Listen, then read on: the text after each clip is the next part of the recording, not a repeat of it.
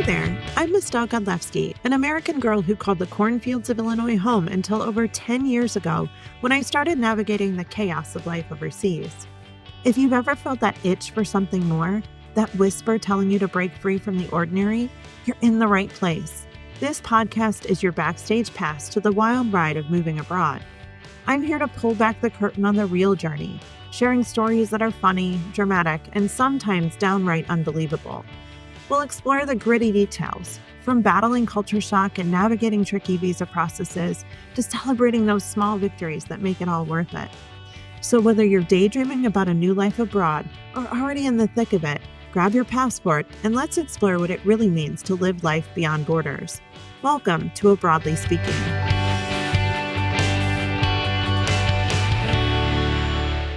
Hey there, friend. Welcome to the Broadly Speaking podcast. My name is Mistel. If you're new here, welcome. If you've been here before, welcome back.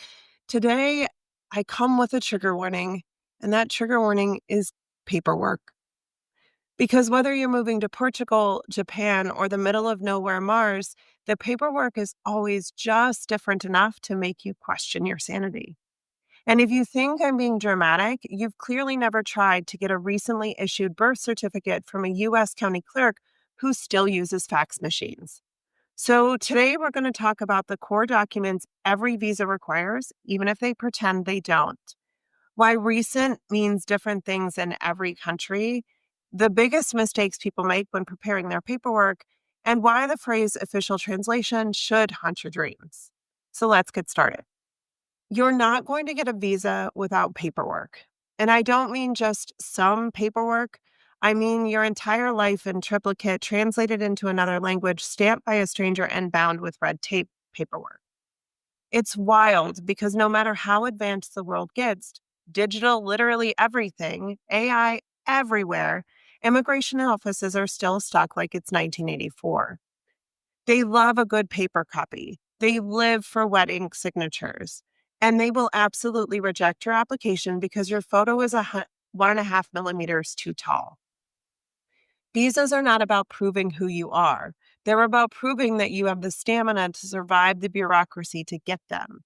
So if you're easily discouraged by one more document, maybe take up meditation before you take up immigration. Because let me tell you, honey, that is no joke. Let's start with what I call the big four. Every visa, no matter how fancy, digital, or streamlined it claims to be, will ask for these in some form or fashion. Number one is your passport. And no, not the one that's expiring next spring. In most places, you'll need at least 6 months of validity and sometimes even more. Bonus points if you've already got a few empty pages left because those stamps can add up fast. You're going to need your birth certificate. Oh, you haven't seen it since your mom mailed it to you in your dorm in 2003? Good luck with that. You'll need an official copy, often issued sometimes within the last 90 days. And yes, that means ordering it again, because apparently your original birth certificate wasn't recent enough. And to add to that, not only will it need to be recent enough, you'll likely probably have to have an apostille stamp on it, which costs, more money. You're going to need proof of employment or proof of income, one of the two. Translation, that shows us that you can pay rent without becoming a problem immediately upon entry. Salary slips, contracts, tax returns, or business invoices, whatever your life setup is, they want to see that you're stable and not planning to sell friendship bracelets on the street. The last one of the four, I should say, is proof of health insurance. Because the only thing scarier than foreign healthcare bills is the immigration officer who realizes you don't have the coverage. Because the only thing scarier than foreign healthcare bills is the immigration officer who realizes you don't have enough coverage. Even if the country has universal healthcare, you'll likely need to provide private insurance until you're a resident. Now, sometimes that only takes a week or two, but you're going to need to be covered. Those are the non-negotiables. Every country is specific with what they need, but you definitely need those four no matter where you're moving. So then there's also what they might ask for, and this is where things get spicy. Every embassy has its own interpretation of what's necessary. and they're not shy about surprising you about it. They might ask for a criminal background check from every county you've lived in for the last 5 years, or every country you lived in. They might be asking for bank statements showing exact balances. And yes, they'll look at when it started. And you don't get to just show up with 1 month. Usually it's 3 or 6 months to show when the money showed up in your account. You may require a letter from your future landlord saying you have housing before you even moved. You may need a copy of your degree from university, which is translated and apostilled. You might need photos that meet specifications only NASA could measure accurately, and marriage certificates, divorce decrees, or custody agreements, even if you're not applying with your family. And my personal favorite, proof of intent to return home. Because nothing says, trust me, like writing an essay explaining why you're definitely plan to leave our country after spending thousands to move there. The inconsistency is the point. They want to see if you can follow directions, even when the directions make zero sense. So I've mentioned here a few times apostille. Let's talk about those in a little bit more detail.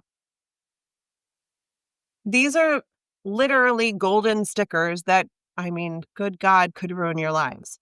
If you've never heard the term, congratulations, your innocence is still intact. But here's a crash course just to keep it very high level. An apostille is an official certification that proves a document is real. In theory, it's simple. In reality, it's a scavenger hunt through a Kafka novel. You'll need to get your document notarized, then certified by a state office, sometimes mailed to a federal department, and then maybe to a consulate. Each step can take weeks, and each step costs money. And every office will tell you, we can't advise you on that, while handing you a form you can't decipher. It's like paperwork inception. Every time you think you've reached the end, there's another layer. So if you take nothing else from this episode, take this. Start gathering your documents early, like yesterday, because bureaucracy runs on its own timelines, and spoiler, it's definitely not yours. Then comes translations. You think you're probably done, honestly, once you found all your documents. That sounds logical, right? Now you get to translate them.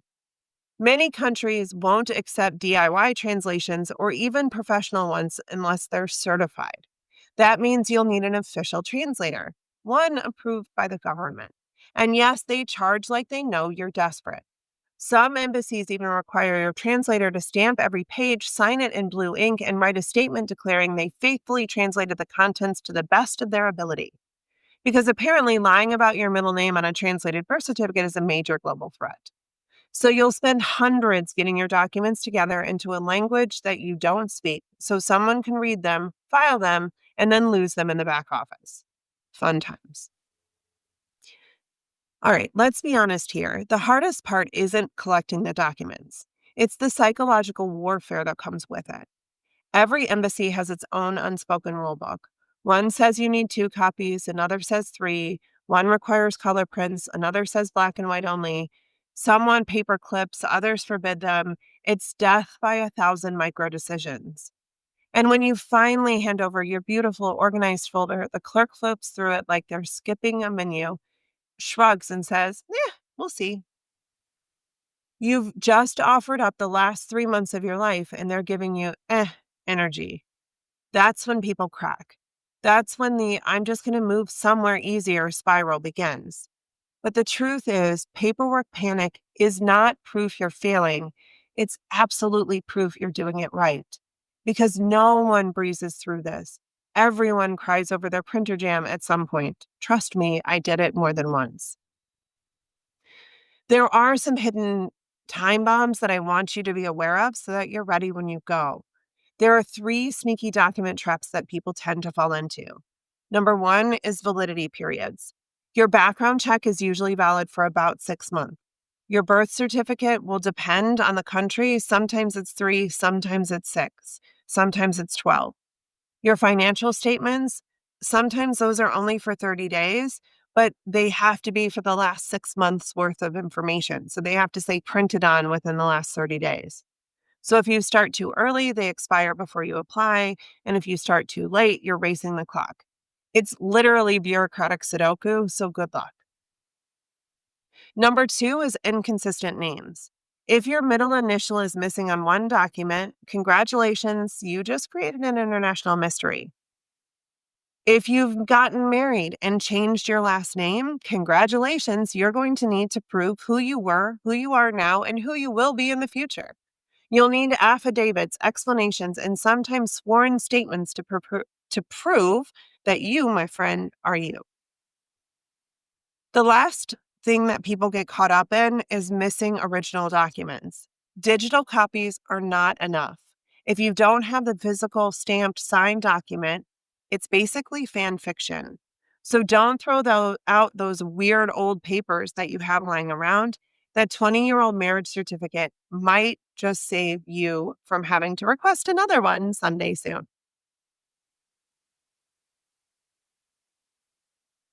Here's my rule of thumb. If you think you might need it, bring it. Bring the copy, bring the extra copy, bring the just in case version. I once watched a woman visit a consulate to produce a full binder of documents like she was auditioning for a role in Law and Order Visa Unit. The clerk laughed, but she walked out approved. Over preparing makes you look competent. Under preparing makes you look risky. So, yes, it's ridiculous that you're carrying around every major life document you've ever owned and ever thought you could own, but ridiculous gets results in this case.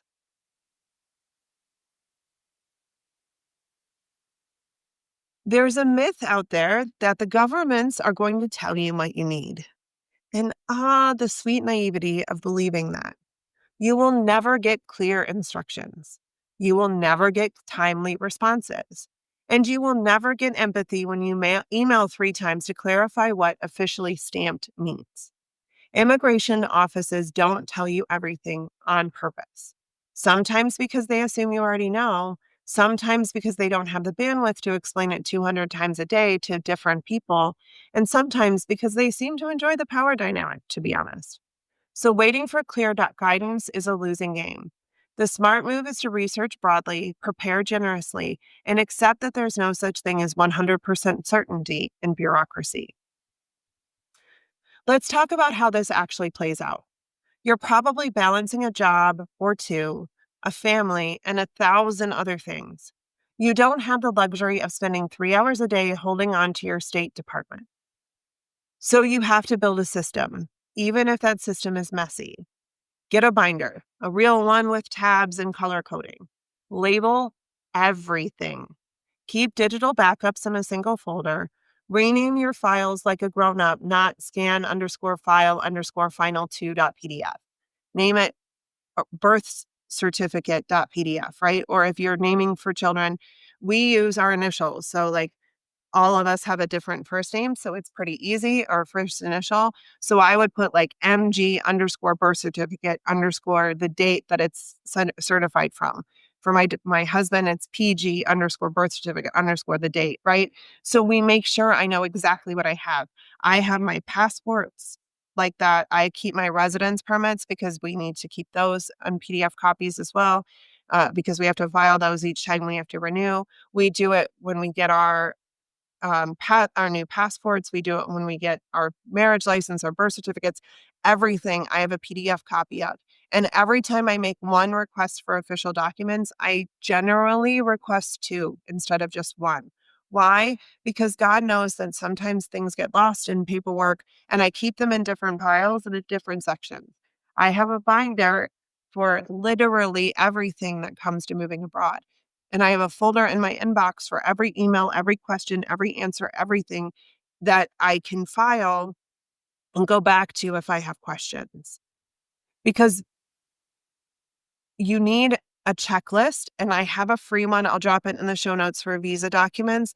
But the day before your appointment, you're going to question everything that you've ever known. You'll suddenly panic that you forgot your insurance letter or your passport. You'll remember at 11 p.m. that your passport background photo is off-white and not white, and you'll go slightly feral.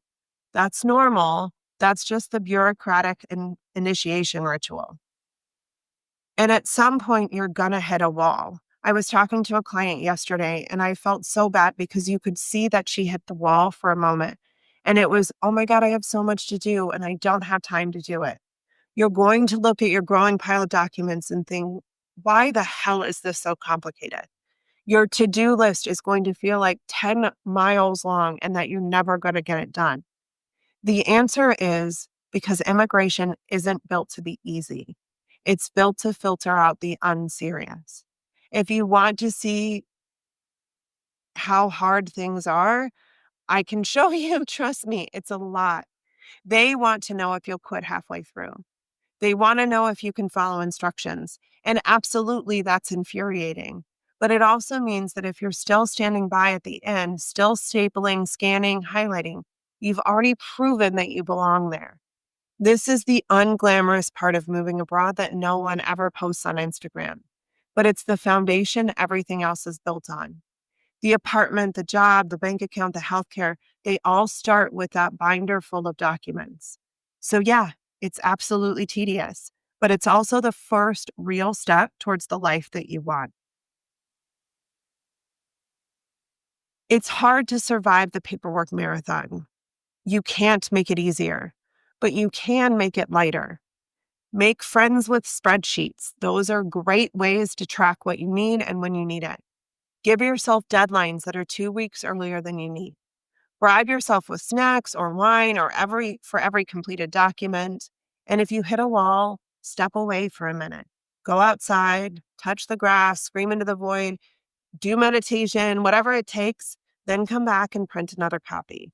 Because that's the secret. The people who get their visas aren't the ones who find shortcuts. They're the ones who outlast the nonsense. So if you're in the middle of visa paperwork hell, drowning in forms, tabs, and contradictory instructions, you're not behind. You're just in the thick of it right now. Everyone who's ever done this has cried over a printer. Everyone accidentally uploaded the wrong file. Everyone has spent 30 minutes translating certified copy into another language. You're not failing. You're immigrating. And one day you'll laugh about this from your new apartment, sipping something cold, surrounded by stamps that finally mean approved. Until then, breathe, over-prepare, and maybe buy an extra toner cartridge. That's it for this episode of A Broadly Speaking. If you're currently in document purgatory, you're exactly who this month's Visa Therapy Challenge was made for. Inside the Departure Lounge, we're walking through exactly what you need to gather, how to organize it, and how to survive the bureaucratic Hunger Games without you losing your sanity or your savings. Join the challenge for $17, and you can join into the Departure Lounge for the full month. You'll get access to ChatGPT prompts, to help, to answering questions, whatever you need, all inside of Discord. Super easy, super straightforward, and a whole month of everything that I could help you with. Let's turn your paperwork panic into an actual plan. I'm Estelle. This is A Broadly Speaking. And remember, immigration isn't about perfection. It's about persistence and some PDFs. All right, my friend, that's it for this episode. I'll see you on the next one. Thanks for tuning in to A Broadly Speaking. If today's episode got you dreaming a little bigger or thinking a little braver, go ahead and hit subscribe, leave a review, or share it with someone who's ready for their own adventure. And hey, don't be a stranger. Come hang out with me over on Instagram at I am Estelle for the real, unfiltered life abroad. Keep that passport handy, and remember, life's too short to stay in one place.